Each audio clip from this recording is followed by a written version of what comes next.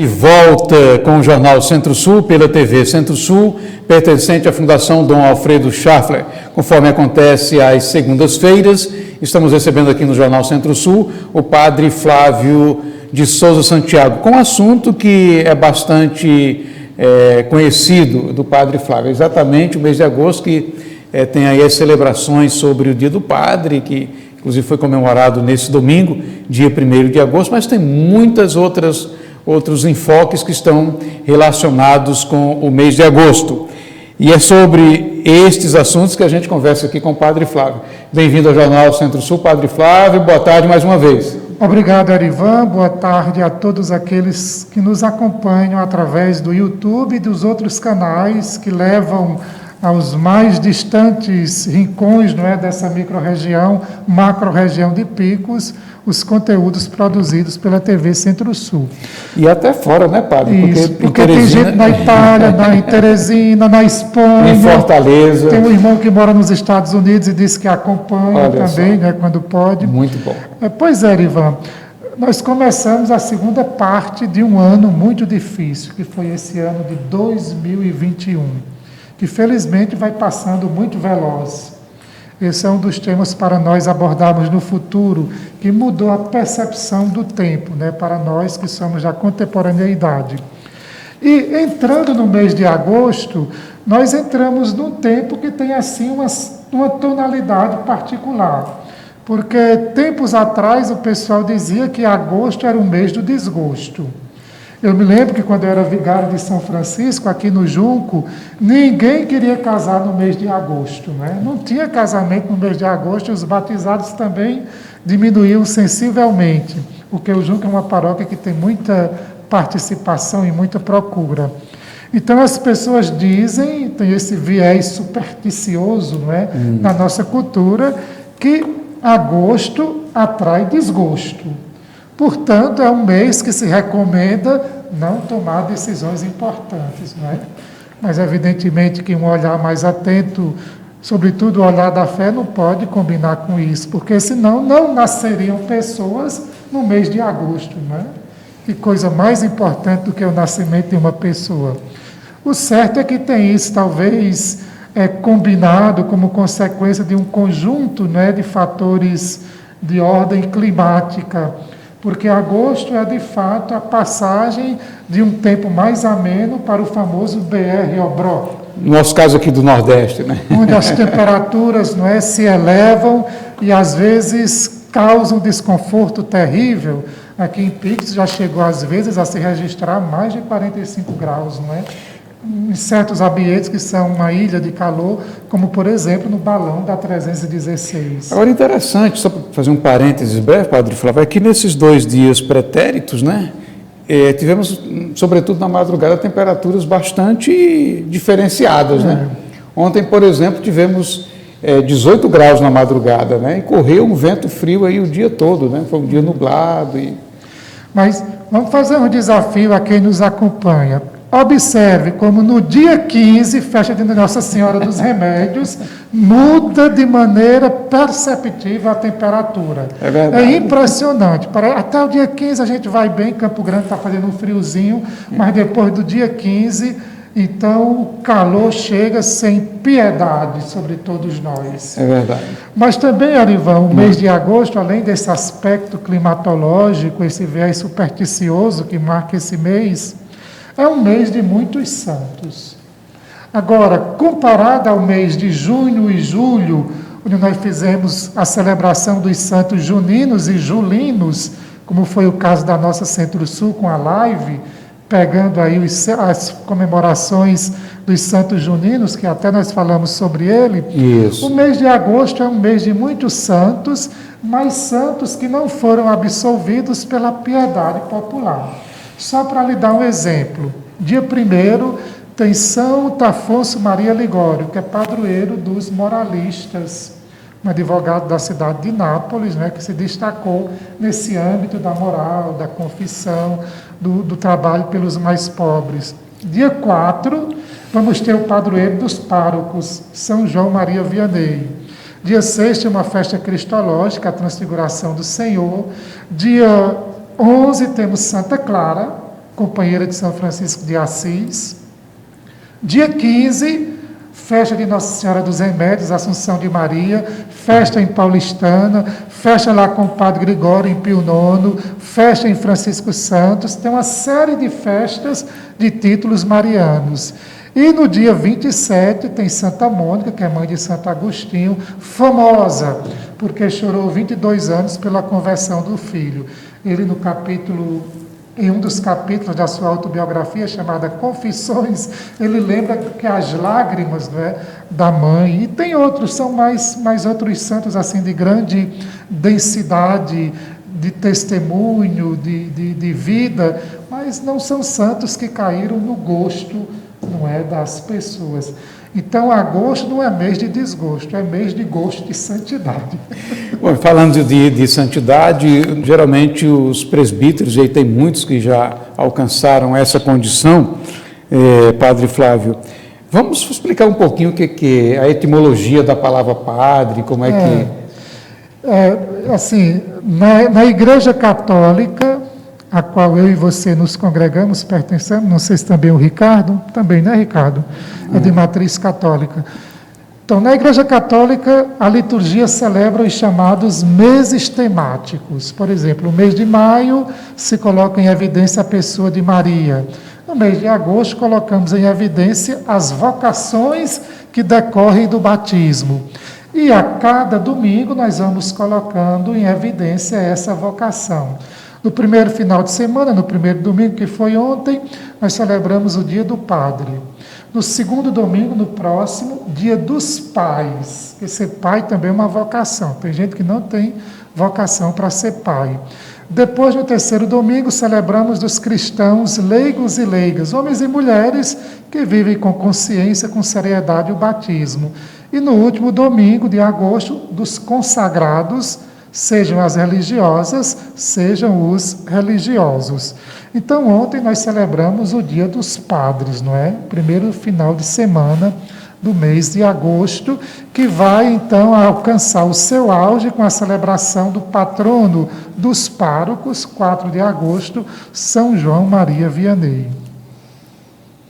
Agora, Erivan, falando de padre, eu queria partilhar com você e também com quem nos acompanha, os dados estatísticos sobre os sacerdotes, porque há uma percepção que os padres aumentaram. De fato, aumentaram, né?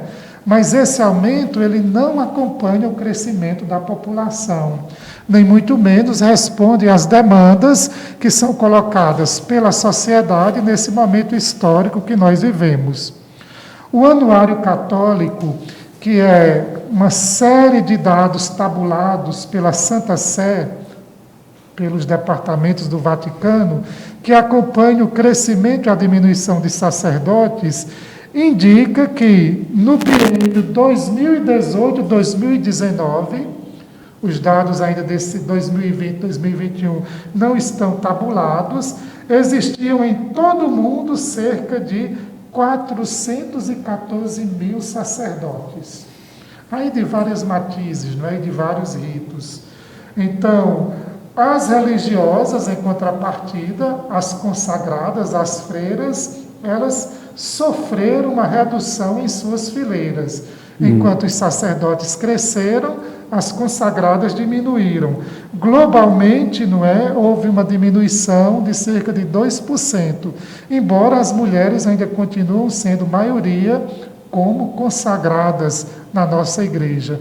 Então, hoje, em todo o mundo, nós temos cerca de 640 mil freiras das várias famílias religiosas. Também no Brasil, agora toca a nós constatamos um aumento no número de sacerdotes católicos. Nós somos hoje cerca de 24.500, 24.700, porém distribuídos em todo o Brasil, que se organiza em cerca de 274 dioceses. É claro que o Sul, do ponto de vista da densidade demográfica, tem muito mais pessoas, o Sul, Sudeste, e, consequentemente, tem mais sacerdotes. Enquanto que o Nordeste, Norte e Centro-Oeste, o número é mais reduzido também porque concentra uma densidade populacional muito menor comparada ao Sul. Mas hoje nós somos cerca de 25 mil padres em todo o Brasil, trabalhando nas várias frentes de serviço, tentando responder a essa capilaridade que possui a Igreja Católica. Porque nós estamos nas grandes metrópoles, como a Igreja da Sé em São Paulo, no centro de São Paulo, mas estamos no povoado mais perdido do sertão nordestino. Você vai encontrar uma capela católica. Eu estava tentando aqui, o senhor havia me falado desses dados, eu estava tentando aqui encontrar o número, se eu não estiver equivocado, são 600 mil, eu estava calculando aqui, inclusive, são 600 mil habitantes para cada padre. Pode ser, né, em termos proporcional. Veja, os dados... Termos proporcionais. Os dados do IBGE diz que nós temos cerca de 220 milhões de 220 milhões. brasileiros. Desses 220 milhões, 70% se declaram católicos e 30% se declaram pertencentes às várias denominações evangélicas ou à religião de outras matrizes, como, por exemplo, as de matrizes africana, a Umbanda, o Candomblé, o Espiritismo, que nem é católico, nem é de matriz africana. O Rio de Janeiro tem um grande número de espírita. É a expressão que mais cresce no chamado público B da economia, chamada classe média. Então, nós temos 70 milhões, 70% da população que se declara católica. Se você vê 70% de 220 milhões, dá 154 milhões. Então, é muita gente para atender e responder às demandas quando nós somos um número bastante reduzido, 25 mil padres. Pense você que a Itália, eu morei lá 6 anos, e nos últimos 3 anos era vice-pároco, na Itália se calcula um padre para 1.000 pessoas. Eu tinha uma pequena paróquia de campanha, uma paróquia de interior, né, onde tinha pessoas que se dedicavam à agricultura, chamada Pietraia, vizinho à cidade de Cortona. Aquele povoado, o paese, como se diz em italiano, tinha 600 pessoas. Das 600, 200 frequentavam com regularidade o templo. Comparado ao que hoje vive no Brasil, embora esteja ainda numa posição bastante confortável, eu tenho hoje uma comunidade que tem 6.000 pessoas. O padre Zé Ílica, que você conheceu, a paróquia dele no norte da Itália, Fiorenzuola d'Arda, uma cidadezinha muito graciosa, tem uma igreja do século XII, muito bonita, colegiata de São João Batista. São 6.000 pessoas para 3 padres. E ele ainda convida uns colegas, não é, para ajudar ao longo do ano. Então você vê que a nossa situação, de fato, é uma situação bastante desafiadora em termos de acompanhamento. Sem falar, padre, desculpe interrompê-la, a questão das distâncias, né? Sobretudo na região norte, né? Região norte. Se a gente pegar, por exemplo, a Diocese de Picos, quando foi criada no ano de 1975, para atender toda essa região, eram 5 padres, né? 5 padres. Padre Alfredo, padre João Moraes, padre Alfredo em Picos, né? Padre João Moraes em Pio IX, padre Dionísio em Paulistana, padre Rocha em Jaicós e padre Albina em Ipiranga. Então, evidentemente que a população era muito mais reduzida, mas as distâncias são enormes. Alguma coisa em torno de 300.000 pessoas. Hoje, né? Hoje. Não, na época. Não. Hoje é que a população da diocese. A diocese de Picos, ela compreende 44 cidades, ela tem um território de 25 mil quilômetros quadrados e com uma população em torno de 300 mil pessoas. Sendo que a cidade densamente povoada é a cidade de Picos. Mas aqui nós temos um elemento, né, que dá para entender o paradoxo que nós estamos vivendo na distribuição dos padres. Picos, cerca de 80.000 pessoas, tem 6 padres, 3 paróquias, não tem como atender, não é? A gente pode fazer o que puder, o possível e mais do que o possível, ainda assim restará uma grande solicitação, uma grande demanda de atendimento dos cristãos católicos. E tem um elemento que é um outro elemento bastante desafiador, que é a população flutuante, né, padre? Acho que o CDL, né, o Conselho de Dirigentes Logísticos, fez uma pesquisa que diariamente, de segunda a sexta, passam pelo centro de picos cerca de 6 mil pessoas, não é? Perfeito. Banco, comércio, então tudo isso aí cria um desafio muito grande para nós. Também do ponto de vista pastoral, né? Pastoral, do ponto de vista do acompanhamento espiritual, do ponto de vista do acompanhamento humano.